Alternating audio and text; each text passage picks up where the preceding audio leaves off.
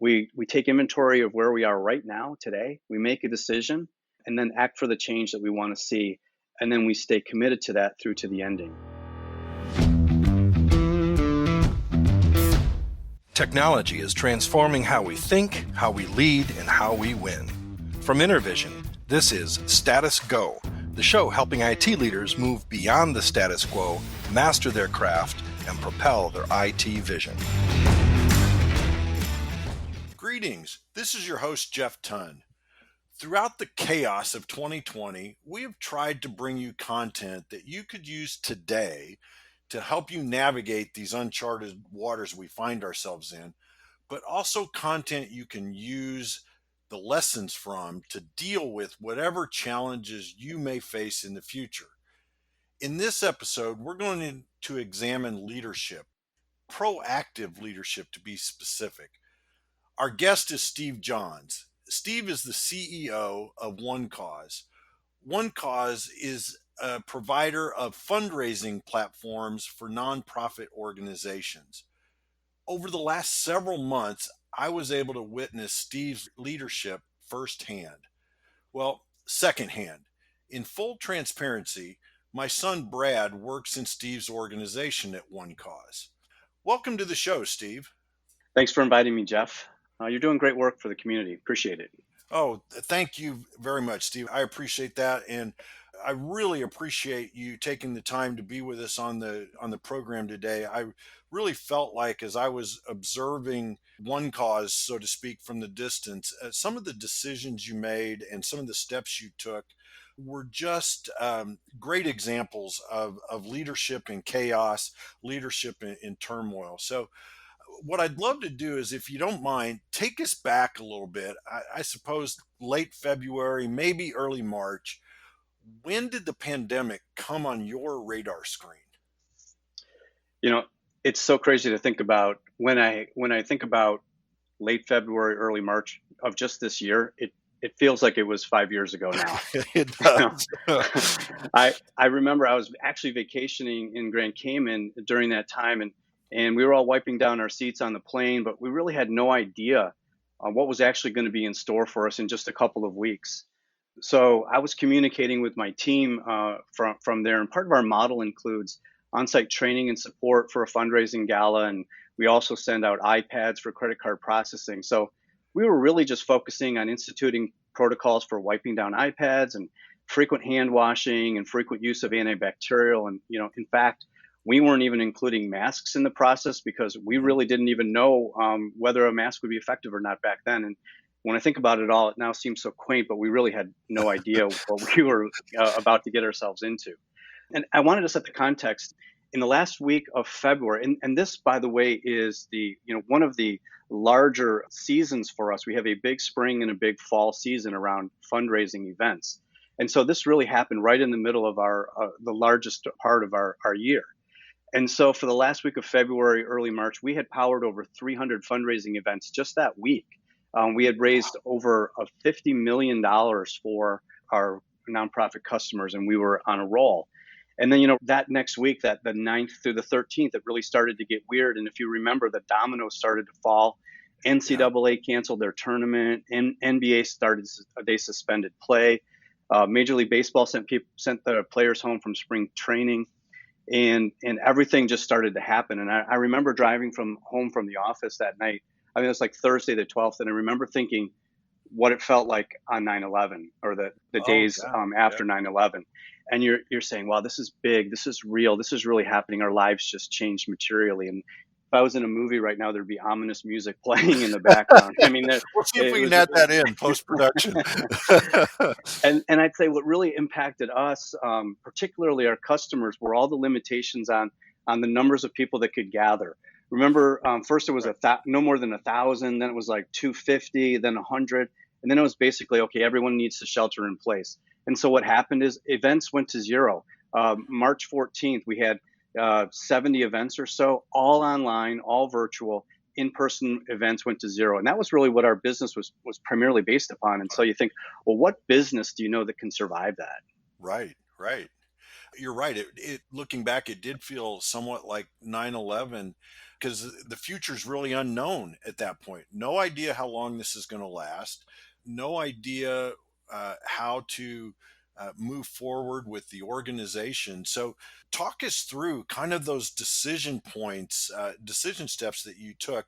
You already mentioned kind of that first one about wiping down the iPads and safety protocols and such. But all of a sudden, March 12th, March 13th, it goes to zero. What do you do? I know. That's a I'm great glad it was question. you and not me.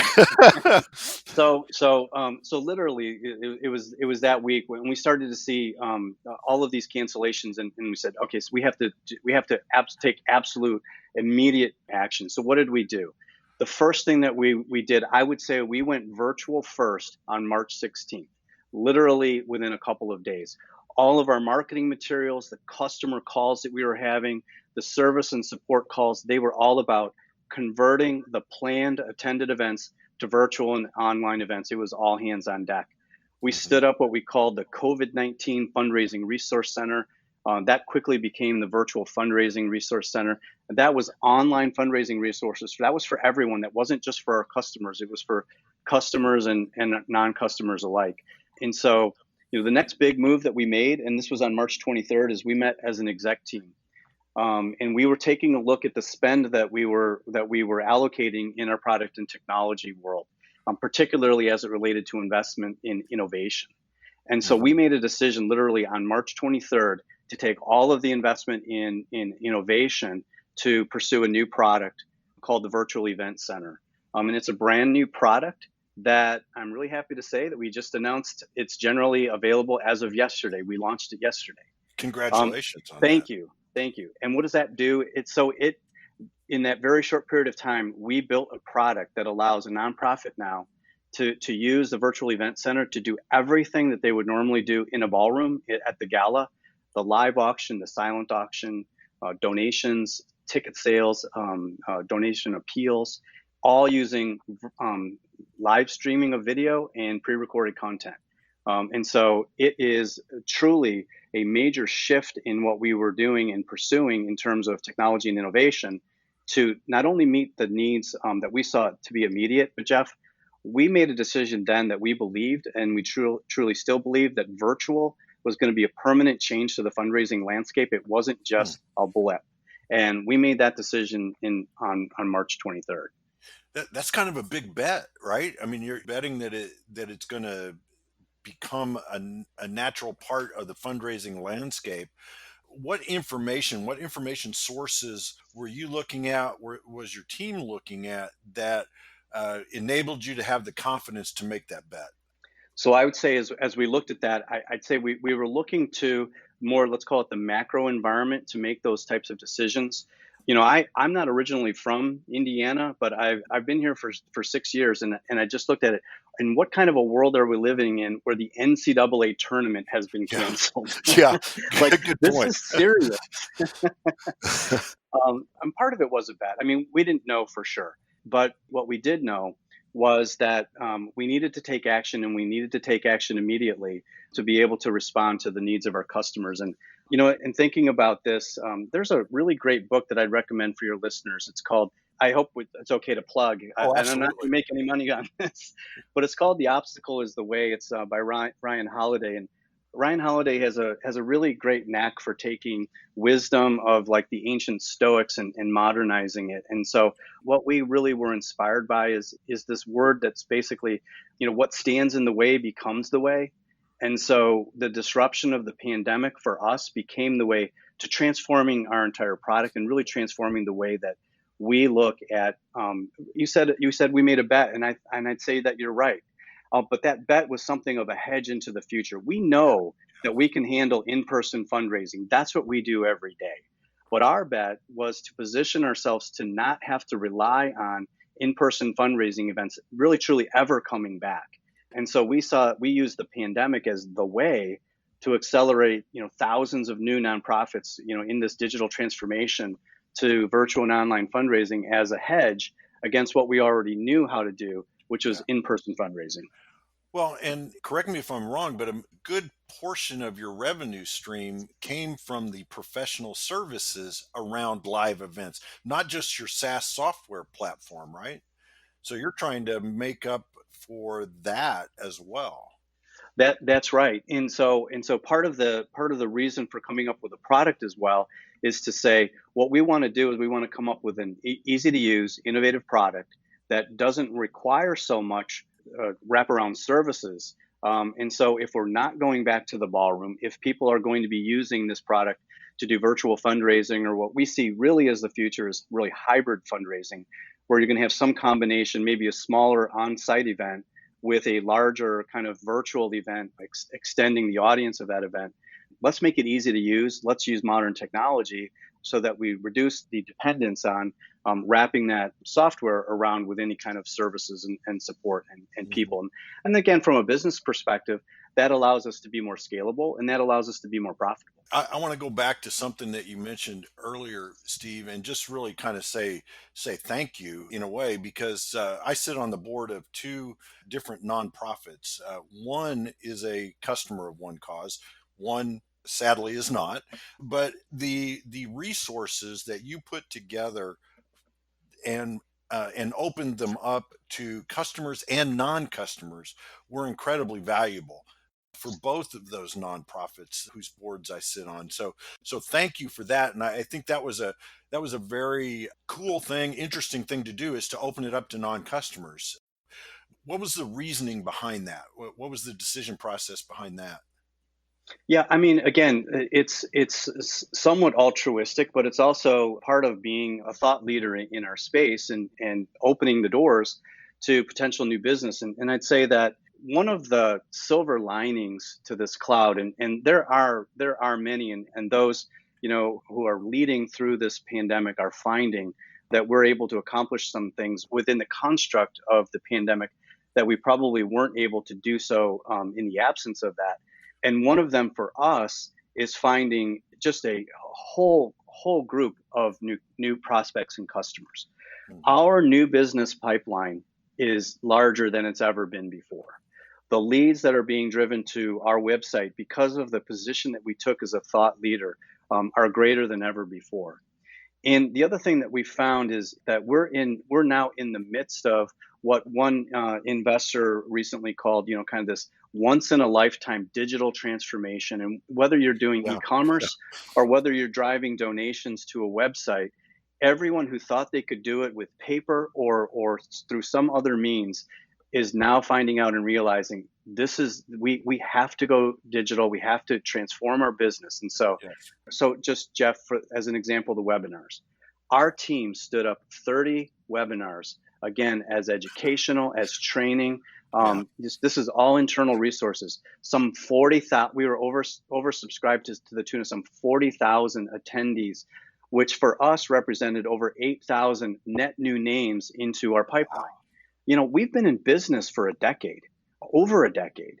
And so a question that we often get is where's your growth coming from? Is there still greenfield opportunity?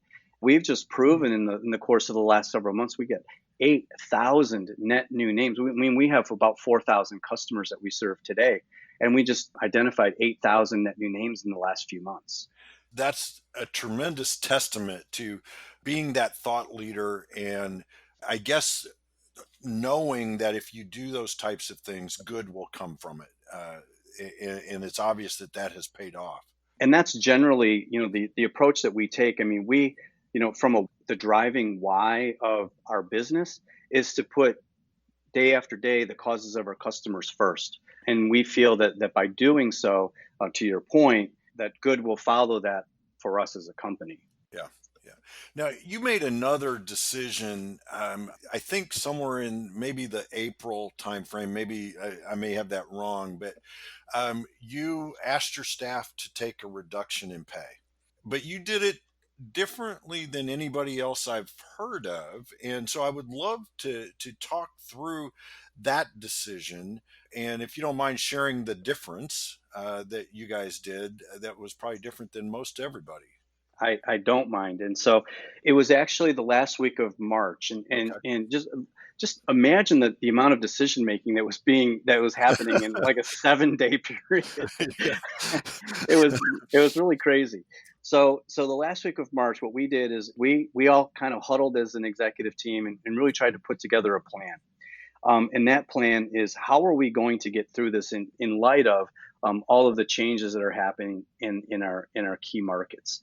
And so we, of course, we passed austerity measures, including reductions in travel and hiring and discretionary expenses. But from a payroll standpoint, the single largest expense of our company is payroll. And Yeah. so, where do you go to kind of extend your runway or to save expenses? Well, you're going to go to payroll. Mhm. So, rather than just instituting a pay cut or rather than instituting a reduction in force, we made the decision to go to a 4 day work week. Yeah. The 4 day work week allowed us to get a 20% across the board reduction in our payroll costs. But Mhm. what it also did was is it gave everyone a Friday. And it's kind of interesting, as I was thinking about this, work from home and no work Fridays, they were already on our radar screen, right? Yeah. But they Yeah. weren't from an austerity standpoint. It was more part of a more progressive benefits plan. So Yeah. we had a natural momentum that was moving in that direction, and then it just became compulsory. So I expect it to become a benefit again, but in the Yeah. meantime, we've got amazing firsthand research on what works and what doesn't, because I think sometimes when you don't make that decision or when you don't pull that trigger, is you don't know how that's going to impact. How effective are we going to be working from home? How effective would we be if we were able to to give people no work Fridays during the summer? Yeah. And so part of it was, of course, a measure to reduce costs, but also part of it was in recognition that our teams, and we have 160 people all across the country, 100% work from home right now. And they're dealing with issues that are again, I was going to try not to use the word unprecedented, but I have to do it. Yeah. Yeah. Unprecedented. With they're having to be homeschool teachers, they're having to be daycare providers, they're having to be professionals. They're balancing all of these different responsibilities, and to be free of all of that for Fridays again is something of a benefit Yeah. that we were able to provide. But again, it helped us meet our financial goals as well. Well, and not only do I know my son Brad, obviously, but I know several other people that work for your organization, Steve, and I can say without a doubt the decision to reduce their pay but give them a 4 day work week was an amazing decision from their perspective. A lot of companies could have just said, "Hey, we're going to reduce your pay 20%. We still expect you to work 5 days, 40 hours or plus a week, but we know that we're in these uncharted waters and we're going to give you the fifth day off, the Friday off, and ask you to sacrifice in the short term part of your salary." That went a long way for the buy in of your organization.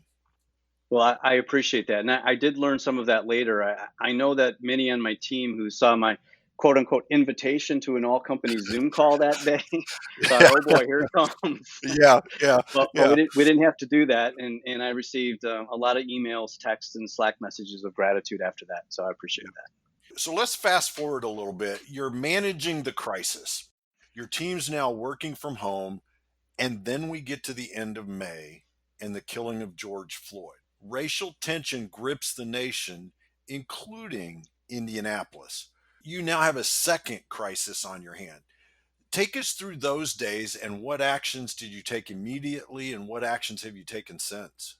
Yeah, again, as I mentioned about, that evening of March 12th, this was another surreal moment for me and my family and my OneCause family. We watched in sadness those events surrounding the killing of George Floyd. And, as I mentioned, we have 160 people all across the country, including several in the Minneapolis St. Paul community who were directly impacted. And so we huddled with our sales leadership up in the Twin Cities area, and the first action that we took was to immediately make our text to give fundraising tool available for free to any organization in that community who was impacted or was serving in the cause of fighting injustice, discrimination, and inequity. So immediately we went to the Twin Cities, and then as the protests began to spread across the country, we then just said, well, what we need to do is just to expand that to our entire customer base, Mhm. as an offering for people to respond in a way that let's do what we can do, is enable nonprofit organizations who are raising money to fight injustice and inequity, have access to a fundraising tool for free. And I can tell you about one success story that came out of that was a customer called the Minneapolis Foundation, and they actually had purchased our software just before that. But they were able to use our software, Jeff, and raise over $2 million for Twin Wow. City area causes in the wake of the George Floyd tragedy. And those proceeds have gone and are going to help rebuild and reinvest in that local community. Over $2 million. That's incredible. Those types of things where you can, uh, I know it probably wasn't an easy decision, but in the grand scheme of things, to be able to help a community like that through your platform has got to not only advance one cause, so to speak, but again, it's something that the one cause family can get behind. They see what the company is doing and they rally around that. It's so powerful, Jeff. We during our all company meeting this summer, which was in July, we invited a representative from the Minneapolis Foundation to tell their story. And I'm getting choked up right now. I mean, literally, like we were all in tears. Yeah. It's just an amazing story. Yeah, that's exactly what I was thinking when you started to say that. Was like, oh yeah, you're gonna have what was the line from Christmas Vacation? Niagara Falls, right? All the tears, all the tears. Yeah, crazy. So, what other things did you? What other actions did you take, Steve, in response to that? So on a longer term basis, we announced the formation of OneCause Cares, for us here at the company. OneCause Cares is our umbrella initiative that's going to tackle all these issues regarding diversity, discrimination, injustice, and inequity. And I want to say of all types. So whether that's racial, whether that's gender, or just who you choose to love, OneCause Cares is going to be our organization to take on those causes for our company. Another thing that I point to is, our stated why.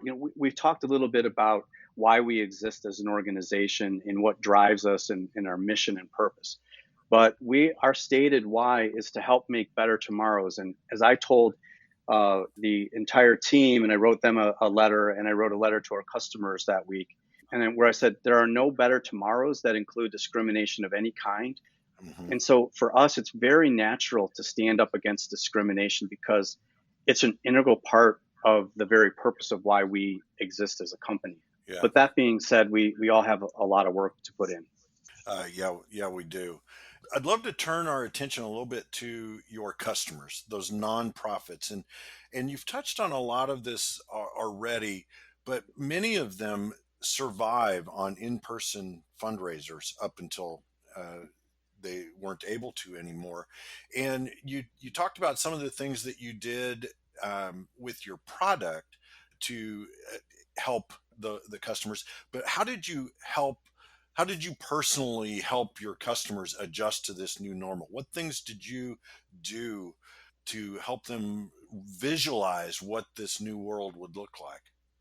So I would say, literally in a matter of a moment, we became this virtual first organization. And I call the service and support teams our first responders. And our first responders reached out. We contacted 100% of the customers who had a fundraising event planned, I would say in the next, like, let's call it T minus 30 days period. Hmm. We contacted them immediately.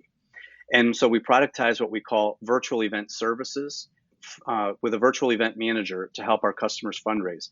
And I'll just give you an example. So we've actually helped manage fundraising through disasters and crises of more unnatural kind. And so, if you can imagine, if you're planning to have a fundraiser and you're on the Gulf Coast, or you're on the East Coast and there's a hurricane bearing down on you, or there's a flood, or you're out in California and there's a wildfire that's impacting the venue that you were planning to have your fundraiser, We have responded to those types of disasters immediately already. So we had something, let's call it, of a disaster recovery plan pretty much already in place. So we productized the virtual event services, we assigned a virtual event manager, and we got our customers comfortable, not all of them, but comfortable with the idea of saying, let's go virtual, let's go online, or if you feel comfortable waiting, let's just reschedule. But Yeah. here we were, this was the third week of March. Yeah. We were rescheduling events to May because, well, by May, well, it'll Oh, surely. surely be fine. Yeah. Yeah. May of what year, Steve? And so we keep learning. It's now September. Hmm. And so, part of it was rescheduling. And now what we're doing is helping them reimagine, them reimagine that in-person fundraising gala as a virtual gala. And I think the other thing that's happening in let's call it in that macro environment is everyone's getting used to the notion of virtual. Everything is virtual. And so I think that that's becoming something of the new normal. Yeah. That being said, what I'll say is, and I heard someone say this today, so I'm not going to claim ownership, but I heard someone say this on March 14th. It was the end of the in-person era. On March 14th began the era of virtual events, but virtual events is going to be short-lived to be replaced by hybrid events in, let's call it, Q1 2021, Hmm. Q2 2021. And so this notion of virtual is what we have today, but the new virtual will be hybrid. And that's really where we're going to and where we're planning to take our virtual event center as well. So from a people standpoint, I would say that and actually everyone says there's no playbook. And I say this all the time. There's no one who can sit in your boardroom. There's no one who can sit in a meeting and say, based on my 30 years of experience managing companies through pandemics, this is what I would do next. That's right. That's right. But there is a playbook for disaster response, and it's generally accepted by FEMA, and it's response, recovery, mitigation, and preparedness. And so we kind of use that as a guide as well. We've moved past response, and we're in recovery, and we're gonna be in recovery for a while with our existing customers. But those new customers that I was talking about earlier, they're making plans to mitigate. They're making plans to be prepared, that next phase. So they're looking to digital fundraising tools for that next new normal in a way that wasn't happening in a pre-pandemic world. I think that's a great strategy to use is to fall back on the FEMA about preparedness. We've done a couple of podcasts on disaster recovery, business continuity, unrelated to a pandemic, but a lot of the same principles apply. Now, a couple of things I'd love to touch on before we run out of time here, Steve, is Sure. what I have watched your organization do is pivot.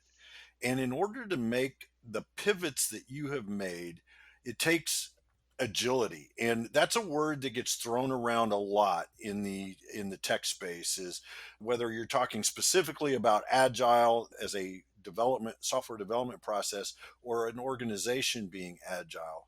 But agility doesn't happen overnight. How have you been able to build your organization so that it was agile and allowed it to make these pivots? First of all, I love the word pivot. It reminds me of playing basketball.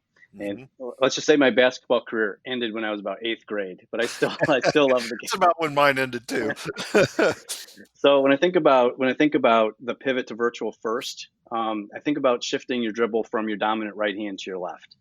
And it feels a little awkward at first, but after a while, you're as dexterous as with the left as the right, and that's really what we were able to do is we were able to dribble from our right and then dribble to our left, and we really the organization itself, as I said, from a product and fundraising standpoint, we were already set up to really be able to respond to, let's call it, a disaster response and recovery. The product itself is mobile first.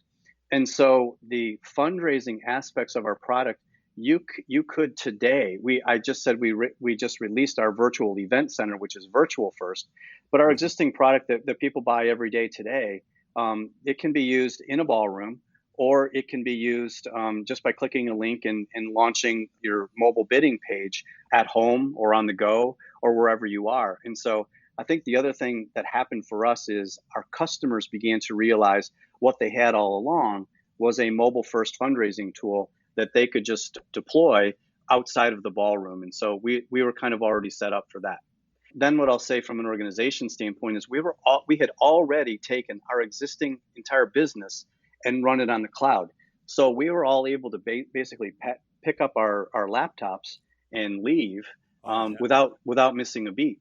And if you think about kind of companies of old, you had the server room and where your whole business ran on these servers that when they went down, your business went down. Right. But we had put our whole business on the cloud. So from a customer standpoint, from a product standpoint, and from a business continuity and operations standpoint, we were essentially ready to go. I laugh because I sent out a note to everyone on the 13th of March. We sent everybody home on March 16th. And I remember saying, we're going to stay at home for about a week or so, just until this thing clears up. And I thought about that, and it's laughable now. It's like the 3 hour tour that the Yeah, Gilligan's yeah. Island crew went on. That's right. That's right. We went on a 3 hour tour, and in fact, Jeff, in May, we made the decision to not renew our corporate headquarters lease. We had 25,000 square feet, where about 120 people called home as for an office. We began to imagine what that workplace of the future was going to be with PPE and everybody walking, kind of counterclockwise in a single direction, and Yep. social distancing in the conference rooms. And so we basically said that's not worth the amount of money that we're spending on a monthly lease. Let's reinvest the amount of money that we're spending on a monthly lease in payroll, in Mhm. other costs of the organization, in cash runway. And so in May, that was a fairly gutsy decision, I'll say. Yeah. But right now it's basically, Steve, of course that's what you should do. That's what everybody's doing. But I have to tell you, in May it was a pretty rough decision. But Oh, I we bet. made it, and I'm not looking back. I think this the ability to be agile, the ability to be pivot is kind of like the overnight success in the record business or the movie business that's really been working at it for 10 or 12 years to get to that point, right? It doesn't happen really overnight to build that. Exactly. Yeah. We were a 10-year overnight success. Yeah, there you go. There you go. So, Steve, early on, you made a commitment to your team, and you also showed incredible leadership in the face of crisis and chaos. Can you speak to that commitment and what results you have seen from that? Yes, as we discussed, we asked the team to take some pretty significant cuts in pay, and I felt the need to provide a commitment back for that. Mhm. And my commitment back to them was regular transparency. And so on March 26th, I committed to a weekly update. And that weekly update includes key financial metrics so that everyone can track our path back. And so I'm very pleased to say that I write a weekly update that generally starts with some sort of lesson about leadership or dealing with stress, or things aren't fair, or something like that, but together with operating metrics and customer fundraising success stories. And I just have to say the results have been so humbling to me. I get weekly emails and texts back from people, and different people every week, it seems, thanking me for staying true to my word, thanking me for taking the time to do this, because everyone knows that and understands that it does take time, and it provides them weekly inspiration and hope. And I've been told by some that they look forward to them each week, and that keeps me going, because I have to admit there have been times where it's about Wednesday, and I'm thinking, oh, where's my inspiration for this week going to come? Yeah, yeah. Maybe I'll just skip this week, and everyone will forgive me. But so far, I've been able to stay disciplined to that, and I know that it's making a difference because people are telling me that it's making a difference. So I'm going to keep doing it. I think that's fantastic. I think that's one of the strong lessons that we can all take out of this is uh, being visible, being transparent, and offering words of wisdom to help people through this, through whatever the crisis is. So, Steve, on Status Go, we love to leave our listeners with a really strong call to action. So, what are one or two things our listeners should do tomorrow because they listened to our conversation today? Love that, by the way. So I had a quote earlier, and then I'm going to pull out another quote for that. And this one is from C.S. Lewis, and it's a quote that I just shared with my company last week in my weekly update. And I was so moved by it I'd love to have the opportunity to give this to your listeners. Yep. And the quote goes something like, "You can't go back and change the beginning, but you can start where you are and change the ending." And I think that's so powerful. And what I Mm, communicated to my team was, if we think like this, we don't dwell on the past, we don't lay blame or assign fault or engage in self pity. We take inventory of where we are right now, today. We make a decision and then act for the change that we want to see. And then we stay committed to that through to the ending. And I think that that can be applied to everything that we talked about today. And I also I loved how you presented this as like the chaos of 2020. And specific to that, what I would say is, culture first, and then five things. And you just said two of them: be honest, be open and transparent, over communicate, do what you say you're going to do, and be relentless and see it through to the end. In my view, um, everyone at the company knows whenever I say, "Hey, that was a really great thing that we just did," I always follow it, but we have so much work to do. And so I would say, seeing this through to the end, I would say we're maybe in the third inning, yeah. and we have a lot more to do. That is fantastic advice for our listeners. No matter where they are in their organization, they can take those steps and take those things to heart. Steve, I really want to thank you for taking your time to be with us today. I mean this when I say you've shown incredible leadership through 2020, and it has been fantastic to be able to sit down and chat with you today. So thank you very much. Thank you, Jeff. My pleasure. To our listeners, if you have a question or want to learn more, go to intervision.com. The show notes will provide links and contact information. This is Jeff Tunn for Steve Johns. Thank you very much for listening. You've been listening to the Status Go podcast. You can subscribe on iTunes or get more information at intervision.com. If you'd like to contribute to the conversation, find Intervision on Facebook, LinkedIn, or Twitter. Thank you for listening. Until next time.